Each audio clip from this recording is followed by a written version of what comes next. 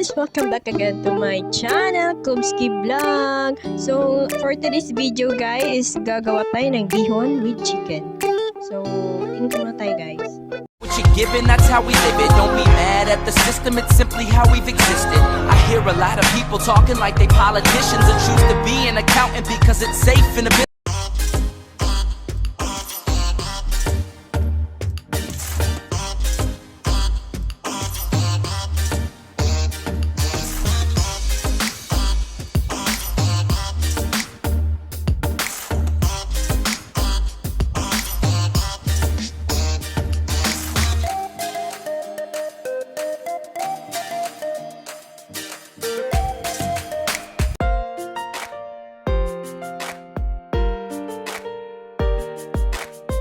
So, hello guys! Welcome back again to my YouTube channel!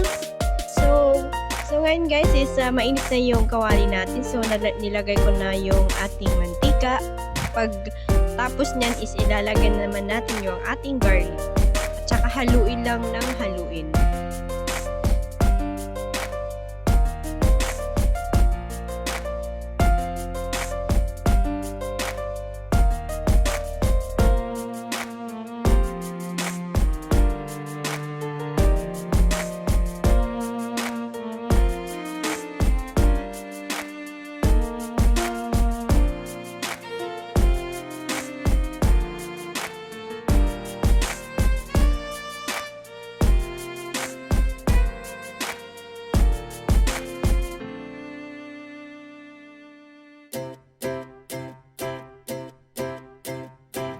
Tsaka ayan guys, nilagay ko na yung sibuyas natin. So, ayan na siya. So, halo-haluin din kagaya ng ginawa natin sa garlic. So, hindi ko na siya hinayaan ng maging golden brown kasi matagal yan eh. So, yung ginawa ko, sinunod ko na lang yung manok natin na na-chop na. Dapat guys yung manok natin kapag magluluto tayo ng bihon, kailangan nakachop siya ng mga maliliit talaga. Kasi kapag kinain mo siya, hindi ka mabulunan. Yung parang hindi ka walang buto. Pero yung sahan meron eh. Pero okay lang yun, at least kami lang naman ang kakain. So ayan guys, halo-halo lang talaga. Halo-halo lang. Pagkatapos nyan guys is ilalagay na natin ngayon ang ating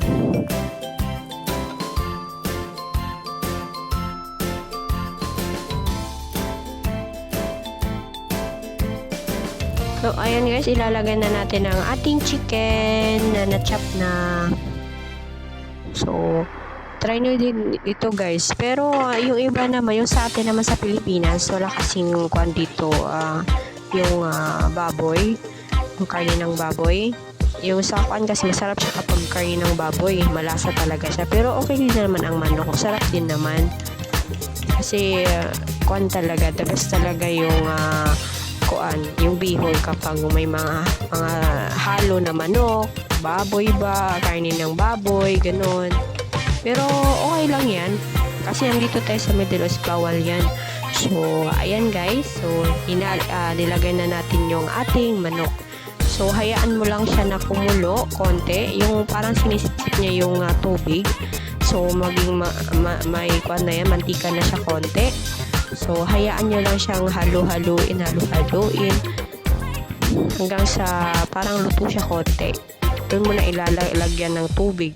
At saka, so ayan guys, ilalagay na natin ang ating magic cubes. Pagkatapos nyan is ilalagay natin ang ating asin at saka paminta para maging malasa talaga yung ating pagkain. So, ayan na guys. So, nilagay na natin siya.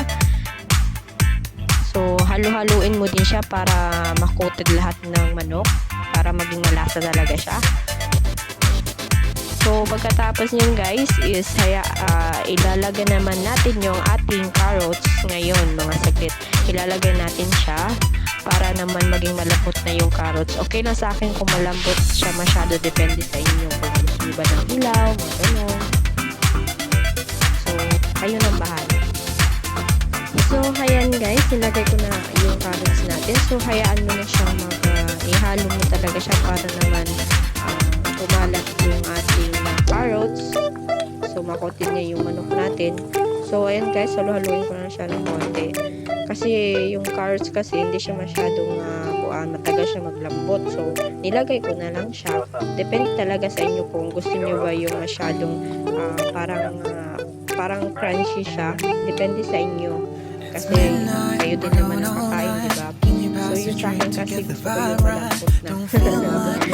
So, ayan guys. Halu-haluin lang. Mga saglit lang lalagyan natin ang ating water. For asking, doing just fine.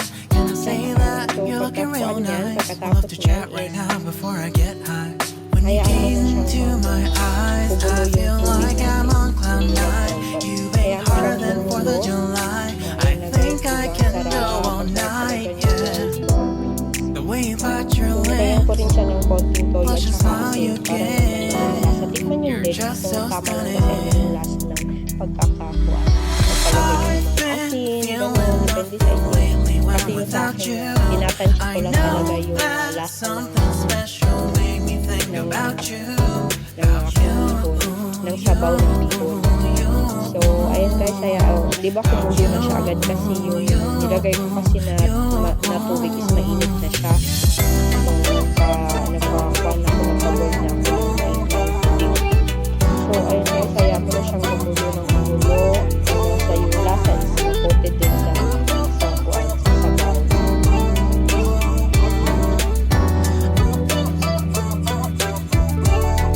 Guys, dinagdagan ko rin siya ng toyo. Depende talaga sa inyo. Dinagdagan ko na siya ng toyo kasi parang hindi siya masyadong malasa. Huwag niyo sobrahan kasi kapag nasobrahan siya ng toyo parang over yung pagka-salty niya. So, depende talaga sa inyo. Tikman niyo muna bago nyo lagyan ng toyo. Para sure talaga na tama-tama na talaga yung got this, so rest assured. When I think out loud, there's always a crowd. Smoking heavy cloud, feeling good right now. People sitting by the wall and they're leaning. Some are lying on the bed, lucid dreaming. I've been feeling nothing lately when without you. I know that something really special made me think about you, about you, about you.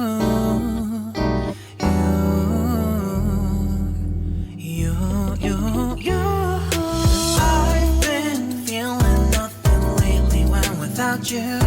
I know that something special made me think about you, about you, you, you, about you, you, you. So mga saglit guys, ngayon ko siyang kumulo. So ilalagay na natin ngayon ang ating bihon.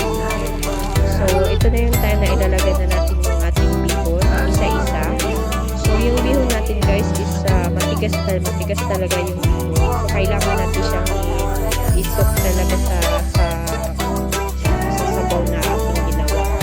So ayun guys, natagalan pa ako dyan kasi matigas siya. Kasi yung bihon na ginamit ko parang pang-init na siya. So ayun guys, initiin ko lang siya para naman na makakuan talaga niya yung sabaw. Matagal talaga yung lumambot yan guys. Akala ko nga madali lang eh. Kasi first time ko magluto ng bihon. Ngayon lang ako nakaluto ng bihon. So ayan guys. So hayaan mo lang siyang magkuan. Din mo rin siya para lumambot din naman yung bihon natin. Para madaling lumambot. So yung tubig guys, hindi ko dinamihan masyado. Kasi kapag dinamihan mo siya ng sobra-sobra pa dyan, parang wala nang laksa yung bihon natin. So okay lang yan guys. Depende talaga sa inyo kung hanggang saan yung tubig na ilalagay nyo. So ayun guys, so hinahalo-halo ko lang siya para naman malapot na yung bihon natin. 2,000 years later. Oh my God! Yung ating mga manok na nilagay kanina. So, ayan guys. So, halo-haloin mo lang siya. Alam ko naman yung bihon is sinisip niya yung tubig ng sabaw ng ating manok kanina. So, sinisip din niya talaga yung sinisip. So, ayan guys, haluin mo lang siya hanggang sa maluto na siya. So, malapit na yung matapos guys. Konting push na lang. Matatapos na talaga yan. Hope guys na... So, ayan guys, ilagay ko rin yung ating lettuce o repolyo. Nilagay ko na siya para naman hindi masyadong mag-gas din yung ating lettuce. So, ayan guys, haluin lang siya hanggang sa makotin niya lahat ng ating bihon. So, hayaan mo lang siya dyan sa apoy. Konti lang apoy huwag masyadong malakas yung apoy para naman maging malambot to, hindi masunog at saka hindi dumidikit yung ating bihon sa kawali. So, yun guys, ilagay ko siya ng konting toyo din para naman lasang-lasa talaga siya. So, ayan guys, haluin mo lang siya. Pag malambot na yung ating ito, pwede na natin siyang kunin sa kawali. Pwede na natin siya ilipat sa plato. Pwede natin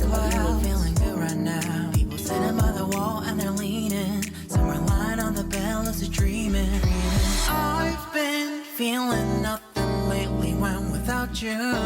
I know that something really special made me think about you, about you, about you,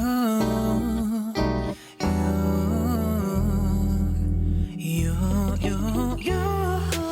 I've been feeling nothing lately when without you. I know that something special made me think about you, about you, you.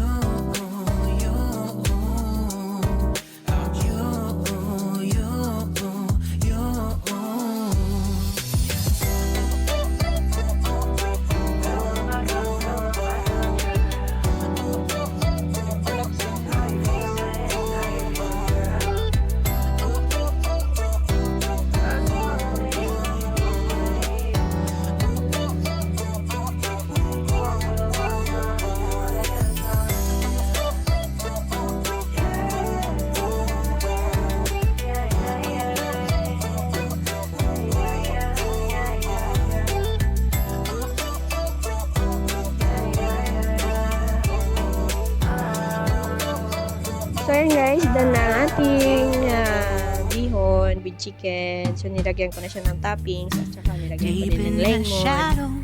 Para naman, masarap kasi kapag may lemon, di ba?